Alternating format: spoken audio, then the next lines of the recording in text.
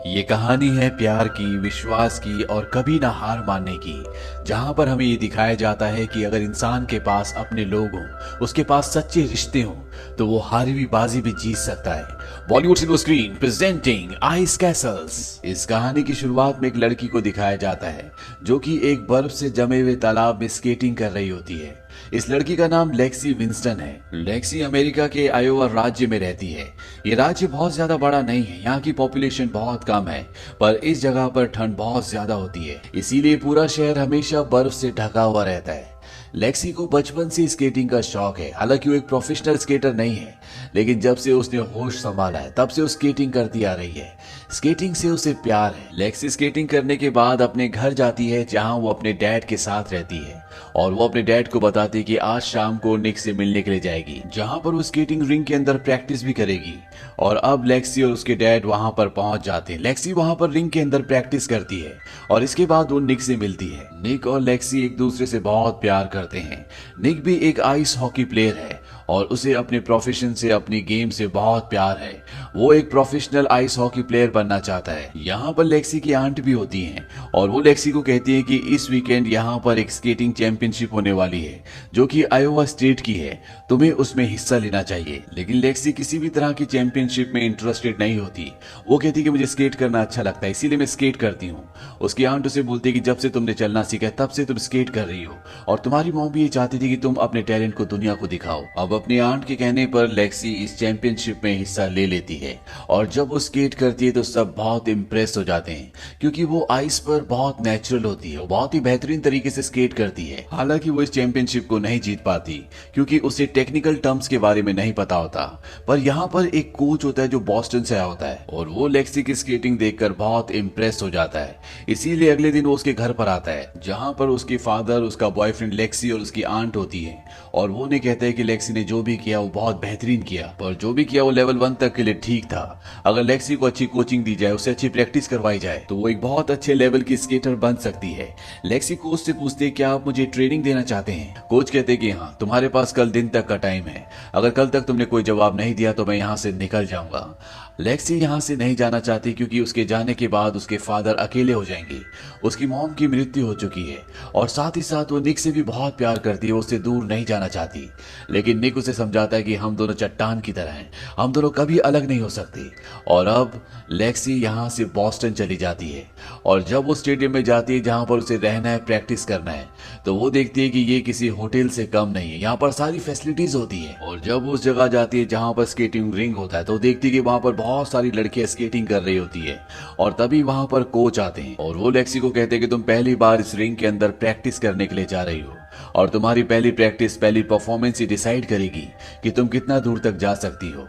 और इसके बाद लेक्सी रिंग के अंदर स्केट करना शुरू करती है। वहां पर और भी बहुत सारी लड़कियां होती है जो सब के सब प्रोफेशनल स्केटर्स हैं। लेकिन जब लेक्सी प्रैक्टिस करती है तो सब के सब रुक कर उसे देखना शुरू कर देते हैं, क्योंकि उसकी परफॉर्मेंस, उसकी स्केटिंग बहुत बेहतरीन होती है। कुछ लड़कियां आपस में ये भी बात करती हैं कि लेक्सी कैरी को रिप्लेस कर सकती है। दरअसल कैरी यहाँ की चैंपियन है, और जो कोच अभी लेक्सी को सिखा रहा है, कभी वो कैरी को सिखाया करता था, और अब ठीक उसी तरह से वो लेक्सी को सिखाना शुरू करता है। वो उसे हर एक मूवमेंट बताता है, साथ ही साथ वो हर एक तरह का स्टाइल भी उसे सिखाता है, क्योंकि स्केटिंग करते हुए बहुत सारी ड्रामा की, बहुत सारी डांस की जरूरत होती है। और लेक्सी भी यहाँ पर पूरी मेहनत कर रही होती है। और एक दिन जब लेक्सी प्रैक्टिस कर रही होती है तो यहाँ पर कैरी आती है। वो लेक्सी को देखने के लिए यहाँ पर आई होती है, क्योंकि अब 3 हफ्तों बाद रीजनल्स हैं, और उसने सुना होता है कि एक लड़की आई है जो कि बहुत ही अच्छी स्केटर है। लेकिन उसी वक्त लेक्सी एक स्पिन करती है जिसमें वो गिर जाती है। कैरी उसे कहती है कि ध्यान से, यहाँ पर बहुत फिसलन है। दरअसल एक तरह से उसने लेक्सी का मजाक उड़ाया होता है। और इसके बाद वो दिन आता है जब रीजनल का कंपटीशन है, और यहाँ पर एक से एक स्केटर्स आते हैं। लेकिन जब कैरी अपनी परफॉर्मेंस देती है तो पूरी पब्लिक देखती रह जाती है, क्योंकि उसका बॉडी बैलेंस, उसका रिदम, उसकी मूवमेंट सब बहुत शार्प होती है। और जब वो अपनी परफॉर्मेंस खत्म करती है तो चारों तरफ से तालियों की गड़गड़ाहट होती है। स्केटिंग गेम में एक परंपरा होती है कि जब भी कोई अच्छा परफॉर्म करता है तो लोग स्केटिंग रिंग के अंदर फूल और अलग अलग चीजें फेंकते हैं। यहाँ पर भी लोगों ने ऐसे ही किया होता है, और कैरी उन्हीं चीजों में से एक यूनिकॉर्न उठाकर सीधा लेक्सी के पास जाती है, और वो यूनिकॉर्न उसे देती है और कहती है कि रिंग के अंदर बहुत फिसलन है। दरअसल वो उसका मजाक उड़ा रही होती है। लेक्सी का कोच उसे बोलता है कि वो तुम्हारा माइंड डाइवर्ट करने की कोशिश कर रही है, तुम्हें अपना बेस्ट देना होगा। और अब लेक्सी रिंग के अंदर जाती है। वो अपनी सभी मूवमेंट्स को, सभी स्पिन्स को बहुत ही स्मूथली कंप्लीट करती है। जो उसने परफॉर्म किया होता वो कैरी से कम नहीं होता। और ये देखकर वहां पर जितनी भी ऑडियंस होती है वो सब की सब खड़े होकर तालियां बजाती है। हालांकि लेक्सी की इसमें सेकंड पोजीशन आती है, लेकिन अपने आप में ये बहुत बड़ी बात है, क्योंकि उसके जो प्रतिद्वंदी थे वो सब के सब बहुत ज्यादा प्रोफेशनल थे। वो कई सालों से स्केटिंग कर रहे हैं। यहाँ पर सब के सब लेक्सी की बहुत तारीफ करते हैं, मीडिया अटेंशन भी उसे मिलती है, लेकिन उसका कोच उससे खुश नहीं होता। उसे अकेले में ले जाकर कहता है कि आज के बाद अपनी मर्जी से कुछ भी मत करना। दरअसल परफॉर्मेंस के दौरान लेक्सी ने एक ट्रिपल स्पिन किया होता है, जो करना इतना आसान नहीं होता। स्पिन को करने से पहले कोई भी स्केटर 10 बार सोचता है, लेकिन लेक्सी अपने घर के पास जो जमा हुआ तालाब था वहां पर हमेशा इसे किया करती थी, इसीलिए उसे प्रैक्टिस है। लेकिन उसका कोच कहता है कि आज के बाद तुम वही करोगी जो मैं तुम्हें बताऊंगा, अपनी मर्जी से तुम कुछ नहीं करोगी, नहीं तो तुम अपने घर अपने डैड के पास वापस जा सकती हो। लेक्सी कहती कि नहीं, मैं यहीं पर रहना चाहती हूँ, मैं इस गेम को आगे खेलना चाहती हूँ, मुझे यहाँ से मत निकालिए। उसका कोच मान जाता है और इसके बाद लेक्सी लगातार अगली गेम की प्रैक्टिस करना शुरू कर देती है।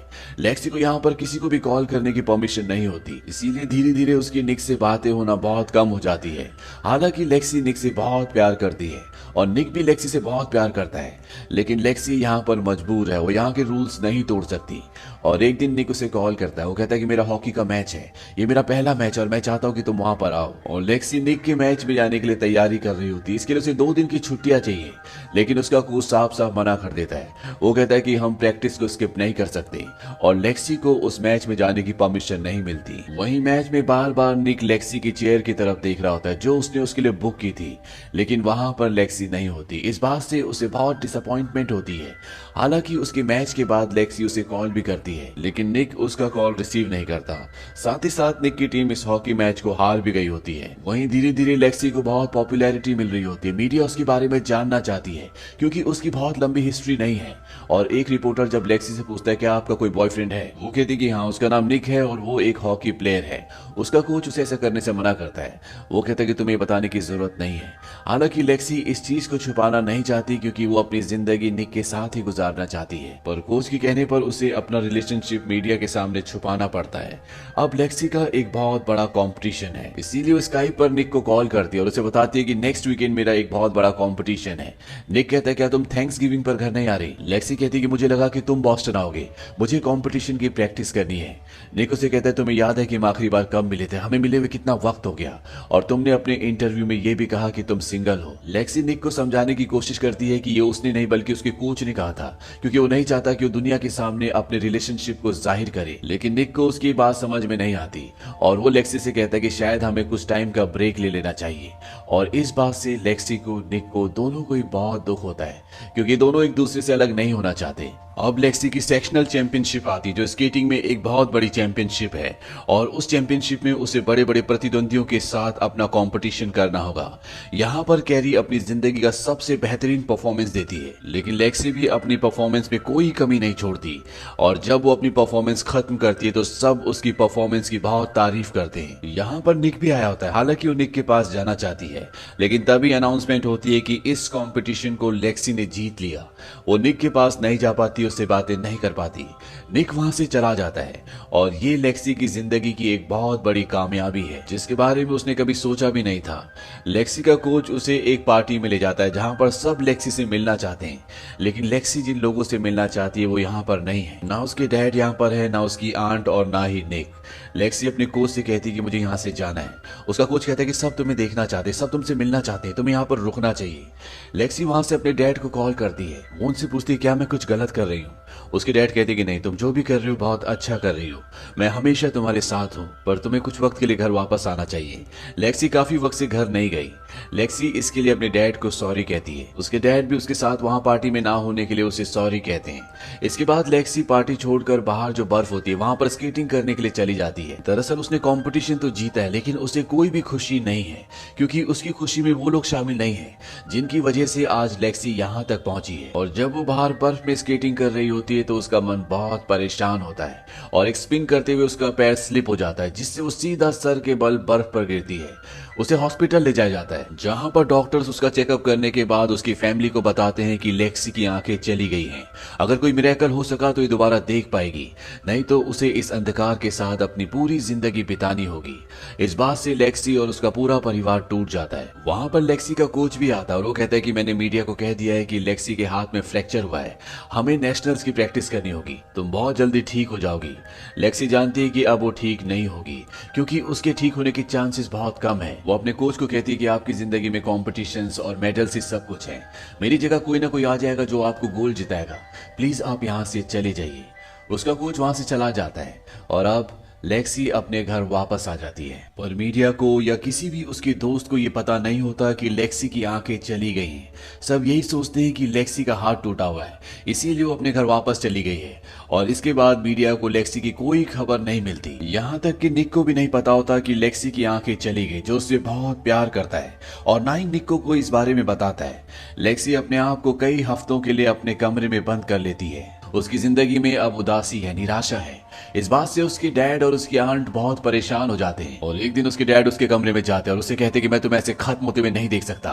वो उसे जबरदस्ती उस पॉन्ड में ले जाते हैं जहां पर वो बचपन से स्केटिंग करती आ रही थी और वो वहां पर उसे स्केटिंग करने के लिए कहते हैं। लेकिन लेक्सी के अंदर अब कॉन्फिडेंस नहीं है, उसे कुछ भी दिखता नहीं है, वो स्केटिंग नहीं करना चाहती। वहां पर निक भी आ जाता है और अब निक को भी पता चल जाता है कि लेक्सी की आंखें चली गई हैं, वो देख नहीं सकती। निक कहता है कि तुम इतने हफ्तों से घर पर थी, मुझे लगा कि तुम मुझे देखना नहीं चाहती, मुझसे मिलना नहीं चाहती, पर अब मुझे सच पता चल चुका है। लेक्सी कहती है कि मुझे भी ऐसे ही लगा था, जो भी मेरे साथ हुआ उसके बाद शायद तुम मुझसे मिलना नहीं चाहते। और अब ये दोनों की दोनों इस पॉन्ड में, जहां पर ये बचपन से दोनों एक साथ स्केटिंग करते थे, यहाँ पर एक बार फिर से स्केटिंग करना शुरू कर देते हैं। हालांकि लेक्सी कंफर्टेबल नहीं होती, लेकिन निक जानता है कि लेक्सी के लिए स्केटिंग कोई खेल नहीं बल्कि ये उसकी खुशी है। वो उसे याद दिलाता है कि कैसे हम एक दूसरे की आंखों में पट्टी बांधकर यहाँ पर स्केटिंग किया करते थे। और धीरे धीरे वो यहाँ पर लेक्सी को स्केटिंग करवाना शुरू करता है। वो कहता है कि वही पॉन्ड है जहाँ पर बचपन से तुमने स्केटिंग की है, यहाँ पर कुछ भी नहीं बदला और तुम यहाँ पर स्केटिंग कर सकती हो। साथ ही साथ वो लेक्सी को स्केटिंग रिंग में भी ले जाता है, लेकिन रिंग के चारों तरफ वॉल होती है। निक लेक्सी को कहता है कि वॉल के चारों तरफ लाइट्स होती है, शायद तुम उन्हें हल्का सा महसूस कर सको। लेक्सी लाइट्स की हल्की सी शेडो को देख सकती है, जिससे उसे वॉल की स्थिति का एहसास हो जाता है। हालांकि इसमें वो कई बार गिरती भी है। साथ ही साथ वो पूरे रिंग को अपने कदमों से गिनना भी शुरू कर देती है, ताकि उसे पता चल सके कि वो किस वक्त कहां पर है। अब एक शाम जब प्रैक्टिस करने के बाद ये पॉन्ड पर बैठे होते हैं, तभी निक लेक्सी को कहता है काश तुम सूरज को डूबते हुए देख पाती। लेक्सी कहती है इससे अच्छा मैं तुम्हें देखना चाहूंगी। और अब इन दोनों का रिश्ता पहले की तरह नॉर्मल हो गया है। निक यहाँ पर लेक्सी को ये भी बताता है कि तुम अभी भी नेशनल्स के लिए रजिस्टर्ड हो और तुम्हें इस कंपटीशन में पार्टिसिपेट करना चाहिए, तुमने इसके लिए क्वालिफाई किया है। हालांकि लेक्सी के अंदर कॉन्फिडेंस नहीं है, वो देख नहीं सकती, लेकिन अब निक और उसकी फैमिली उसे विश्वास दिलाती है कि तुम ये कर सकती हो। लेक्सी कहती है कि मुझे ट्रेन कौन करेगा, मेरा ट्रेनर कौन बनेगा। लेक्सी की जो आंट होती है वो भी अपने जमाने में एक अच्छी स्केटर थी। निक कहता है कि तुम्हारी आंट तुम्हें ट्रेन कर सकती है। और अब निक की आंट, निक और लेक्सी उस जगह पर उस रिंग के अंदर जाते हैं जो हूबहू उस रिंग की तरह होगा जहां पे नेशनल्स होने, और यहाँ पर वो लेक्सी को प्रैक्टिस करवाना शुरू करते हैं। और अब वो दिन आता है जब लेक्सी को नेशनल्स में परफॉर्म करना है। यहाँ पर लेक्सी का कोच भी उससे मिलता है। वो लेक्सी को कहता है कि तुम मेरी रिस्पॉन्सिबिलिटी थी। लेक्सी कहती है कि मैं अपनी रिस्पॉन्सिबिलिटी खुद हूँ, आपने जो भी मेरे लिए किया उसके लिए मैं आपको दिल से शुक्रिया कहती हूँ। और अब लेक्सी की बारी आती है जब उसे परफॉर्मेंस करनी है। सब हैरान होते हैं कि लेक्सी इतने वक्त तक कहाँ थी। किसी को नहीं पता कि लेक्सी देख नहीं सकती। लेक्सी जिस तरह से परफॉर्म कर रही होती है, कोई सोच भी नहीं सकता कि लड़की आंखों से देख नहीं पाती। और लेक्सी एक के बाद एक अपनी सभी मूवमेंट्स को बहुत ही शार्पली कंप्लीट करती है। दरअसल इस गेम में किसी को हराने के लिए या जीतने के लिए स्केटिंग नहीं कर रही होती, बल्कि ये उसकी खुशी है, इसीलिए वो अपने एक एक मूवमेंट को एंजॉय कर रही होती है। और लेक्सी की यही बात ऑडियंस को और जजेस को बहुत पसंद होती है।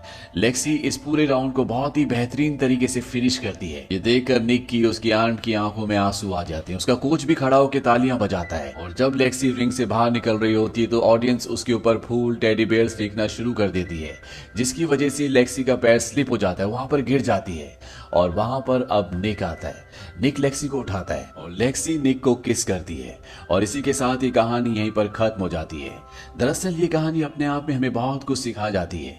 अगर आपकी कामयाबी में आपके अपने लोग साथ ना हो, जिन्होंने हमेशा आपका साथ दिया है, तो उस कामयाबी का जिंदगी में कोई महत्व नहीं होता। साथ ही साथ वो लोग जो अपनी कमियों से जिंदगी में हार मान लेते हैं, उन्हें कभी हार नहीं माननी चाहिए, बल्कि उन्हें अपनी कमियों को अपनी ताकत बनाकर जिंदगी में आगे बढ़ना चाहिए और सबके लिए एक मिसाल बनना चाहिए। इसके साथ साथ वो लोग जो आपके बुरे वक्त में आपके साथ रहते हैं, दरअसल वही आपके असली साथी होते हैं। तो ये थी कहानी फिल्म आइस कैसल्स की। ये फिल्म सन 2010 में रिलीज हुई थी। IMDb पर इसकी रेटिंग है 6.3।